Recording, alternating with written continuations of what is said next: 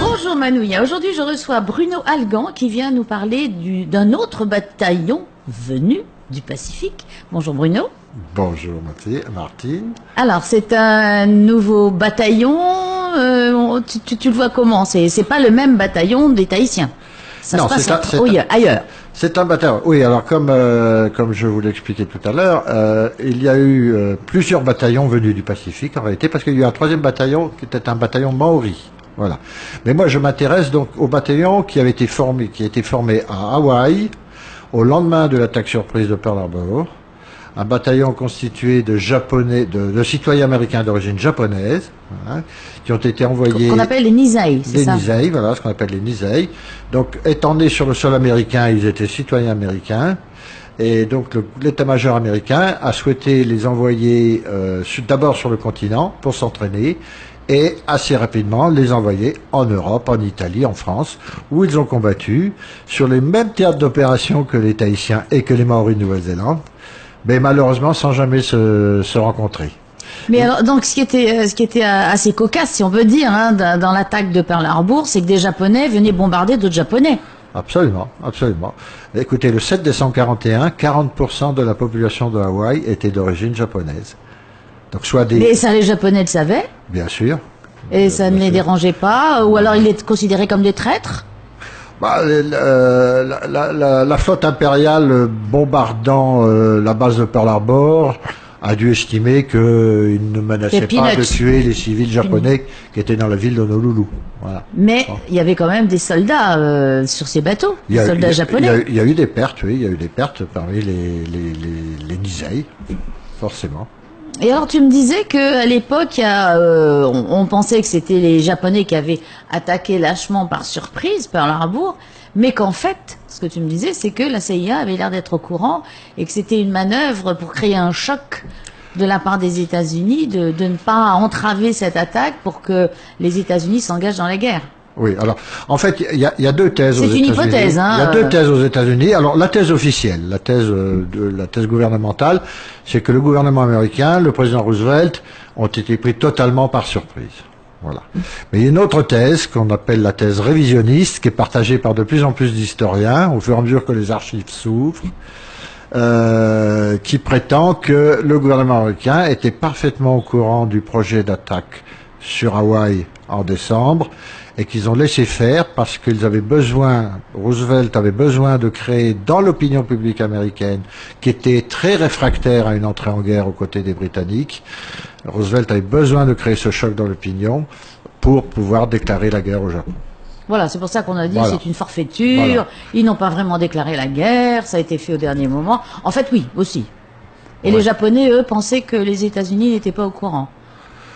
Oui, enfin, les Japonais, en tout cas, les Japonais sont rentrés dans du beurre. Oui. Pas un seul avion américain n'a décollé au matin du 7 décembre pour venir contrer les avions japonais qui arrivaient. Voilà, donc ça a été la mitraille. Ouais. Et donc, les Japonais nés sur le sol américain se sont sentis américains et plus japonais.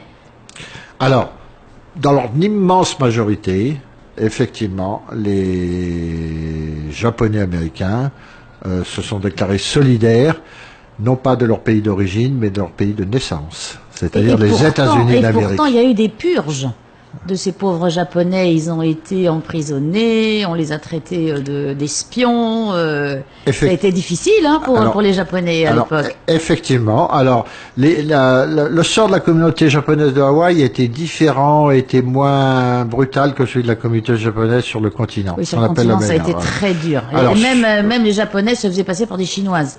Ouais. De façon à échapper à la purge. Alors sur le continent, il y avait, je crois, 120 000 Japonais. Ils ont tous été mis en camp d'internement. Je parlerai pas de camp de concentration, parce que quand même, camp de concentration, on sait ce que c'est. Mais les conditions étaient C'était des camps d'internement. Oui, voilà. c'est des camps d'internement. Voilà. Puis surtout, ils ont été déportés, chassés de leur business, de leur épicerie, de leur appartement. Brutalement, ils ont eu quoi, 1 heure pour faire leur valise. On dira pas internement, voilà. Hein, on dira pas concentration, mais bon. Alors, en revanche, la situation était différente à Hawaï parce que vous aviez 160 000 Japonais à Hawaï, 40% de la population. Et le gouverneur de Hawaï, le gouverneur militaire de Hawaï, a refusé les ordres de Washington. Il a dit non, c'est inapplicable. Vous ne pouvez pas, je ne peux pas, j'ai pas les moyens matériels d'interner 40% de la population, sinon je vais bloquer l'économie hawaïenne. Ces gens-là font tourner l'économie hawaïenne. Ce sont les ouvriers dans les usines, les ouvriers dans les champs de canne à sucre, les ouvriers agricoles et tout ça. C'est pas possible. Je ferai le minimum et ils en ont interné 2000 qui étaient les sujets qui étaient les plus suspects de faire de la propagande pour Tokyo. Voilà, un petit peu les troublions politiques. Voilà, il y en avait quelques-uns. On en profite pour s'en débarrasser. Allez, hop, hop, hop. Il y en avait quelques-uns.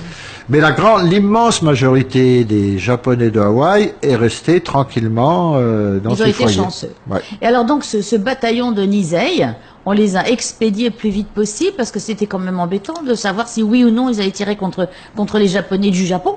Voilà. Alors ce que craignait dès le 8 décembre au matin, ce que craignait le gouvernement américain, c'est que les vrais Japonais de Tokyo reviennent et débarquent, envahissent les îles Hawaï. Alors que serait-il passé? Vous imaginez des Japonais en uniforme japonais d'un côté, des Japonais, enfin des faces japonais dans l'uniforme de GI américain de l'autre, qui aurait tiré sur qui aurait été l'ami, qui aurait été l'ennemi. Voilà, alors c'était un casse-tête insoluble, donc on les a mis dans le premier bateau vers le continent.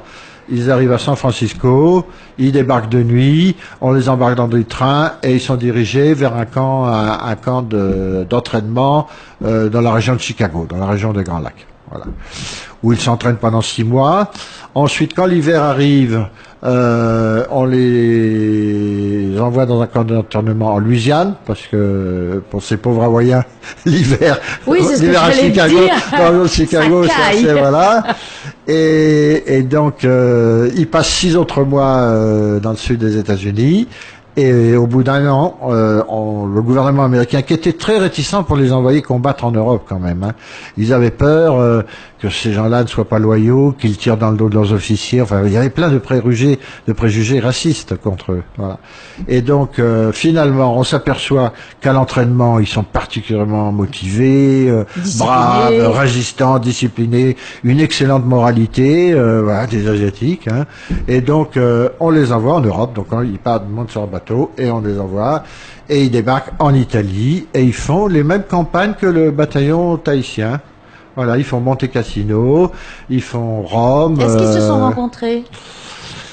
Alors, tout au long de mes recherches et tout au long de la rédaction de mon livre, j'avais 2 idées qui me traversaient, 2 idées qui me guidaient. La première, 2 interrogations plutôt. Les 3 bataillons pacifiques, hein, en comptant également le bataillon Maori, dont je me suis pas beaucoup occupé hein, dans mon bouquin. Chacun son tour. Voilà. D'ailleurs, c'est mon ami Jean-Christophe Shigetomi qui prépare un livre sur le bataillon Maori de Nouvelle-Zélande. On s'est un peu coordonné. Moi, je m'occupe de l'Hawaïen et lui s'occupe de... Vous vous êtes partagé la planète. On s'est partagé voilà. En toute simplicité. Voilà. Et donc, alors, ils arrivent et tu te demandais s'ils s'étaient rencontrés. Alors, ma première interrogation, c'est ont-ils eu l'opportunité de se rencontrer? Et vous verrez dans mon livre, à chaque fois que je situe le bataillon de Hawaï à un endroit, tout de suite je vais regarder si le bataillon de Tahiti est là. Ou à quel endroit est-il? Est-il suffisamment proche du bataillon de Hawaï pour que des contacts soient possibles? Ou comment ils entendent parler l'un de l'autre et qu'ils aient envie de se voir? Alors la réponse est non. Mais de toute façon, il y avait aussi le barrage de la langue. Oui. Parce que c'est pas parce qu'ils venaient de Hawaï qu'ils parlaient le tahitien ou le polynésien. Alors, ils parlaient anglais, tandis que ceux d'ici parlaient français ou tahitien. Tu sais, à Monte Cassino, les Hawaïens étaient à côté des Marocains des troupes françaises. Des troupes françaises de la France libre, hein, voilà, du corps expéditionnaire du maréchal Juin. Mais alors, à une occasion, ils ont été très proches de se rencontrer, et je trouve que c'est un peu malheureux que ça ne soit pas fait. C'est le 5 juin 1944, le jour de la libération de Rome. Le matin, le bataillon du Pacifique, le bataillon de Tahiti, défile au centre de Rome avec le maréchal Juin et le général Clark, qui était le général en chef américain. Et les Hawaïens, eux, défilent en fin d'après-midi, en début de soirée, dans un faubourg de Rome. Ouais. Ah oui, donc on peut... Alors je rêve des fois que leurs convois de camions se sont peut-être croisés, peut-être qu'ils se sont fait des signes de la main, mais ils ne se sont pas identifiés, ils ne se sont pas reconnus. On peut pas attester qu'ils se sont reconnus. Et donc tu disais que dans ton petit village vosgien.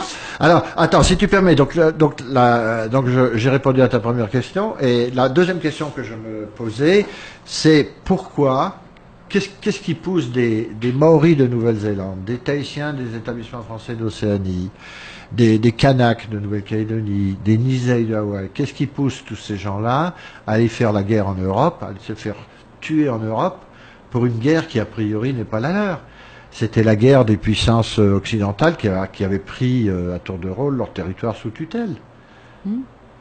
Voilà. Et j'ai un élément de réponse à travers toutes mes lectures, c'est que quelles que soient les ethnies, une des caractéristiques dominantes des Océaniens, des peuples de l'Océanie, c'est un esprit de solidarité, un esprit de reconnaissance, qui est quelque chose qui pour nous occidentaux est un peu... L'égoïsme occidental. Voilà, bon, pour nous c'est un concept qu'on a du mal à concevoir. Mais c'est vrai que chez les Polynésiens, comme chez les Maoris, comme chez les Kanaks, comme chez les Nisei, c'est avant tout des insulaires de l'Océanie. Et donc c'est l'esprit et voilà, et donc je crois que voilà, c'est cet esprit de solidarité qui les a amenés à aller en Europe. Ils pouvaient rester chez eux. Ils étaient volontaires pour la plupart. Et donc, alors, parce que tu me disais tout à l'heure que justement, ce qui t'avait donné l'envie de parler de ce bataillon, de cet autre bataillon, c'est que ton village, dans les Vosges, avait été libéré par les Nisei. Oui, alors la première fois que j'entends parler de soldats de Hawaï, c'est dans mon enfance, je devais avoir 6-8 ans, nous avions une maison de famille dans une forêt vosgienne, pas loin du village de Bruyères. Et je voyais, quand je sortais les chercher des myrtilles ou des champignons, je voyais des casques américains, des casques allemands rouillés, des fusils rouillés, des bazookas, des trous d'hommes et tout ça. Donc je savais que, mais quand vous êtes gosse, la guerre, ça ne veut rien dire. Un peu plus loin, il y a un monument mort à la gloire de soldats venus de Hawaï. Ben, Hawaï, à 6-8 ans, pour moi, c'était une marque de lessive. Et puis, c'est en 1975. J'arrive à Tahiti en 1975. Et la première destination, quand on est en Polynésie, dès qu'on a une semaine de vacances, où va-t-on? On va à Hawaï, c'est la destination la plus proche.